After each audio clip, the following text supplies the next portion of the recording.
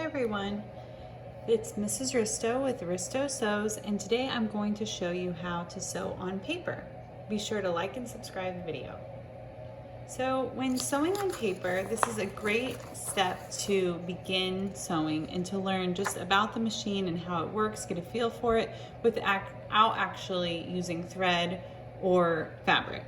So what you'll want to do is take your piece of paper that you're going to practice on. You don't need a pre-printed stencil, but if you have that, that's great. You could always take any piece of paper and draw a few lines you want to try to sew over to get practice on going straight, going curves, corners, pivots, anything like that.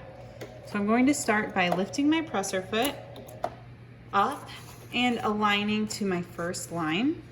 Now I want to get in the habit of going backwards at the beginning and the end of every line of sewing. So I always like to start in the length of the presser foot, and I like to put my presser foot down when I start, lower my needle, and then even though we're not sewing with thread, I want to just practice back stitching.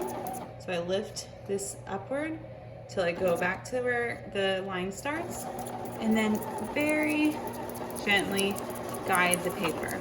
Now this is paper, so it's a little less durable than fabric, so you can't really put any pressure on the paper. You want to just steer, and that's how it is with fabric too. Let the machine do the work. Those feed dogs will bring the fabric or the paper through.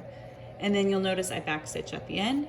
When I'm done, I'm going to raise my presser foot, and you can hold it up to the light and see how you did.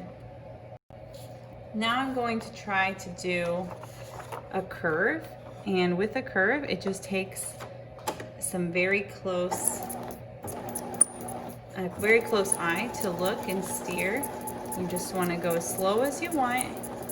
What we're practicing here is getting a hang for the machine and for going straight, and really just getting used to how everything works together.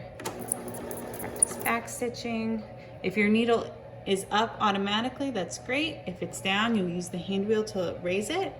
Raise your presser foot. See how you did. You can do all of these lines, or if you feel pretty good with it, you can skip ahead to the next one. I'm going to show you how to now pivot. So anytime you have an angle like this or a corner, you're going to need to pivot to change direction. So as you get close, if you're not sure and you don't want to overshoot and go too far, you can use the hand wheel to get to the right point.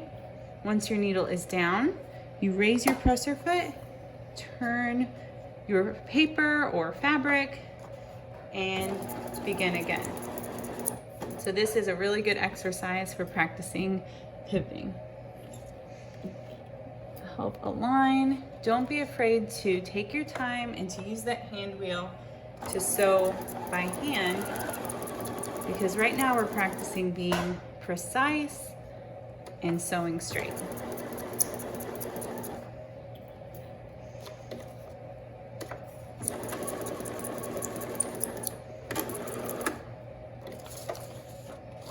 Okay, and you can continue working through the pivots to get more practice.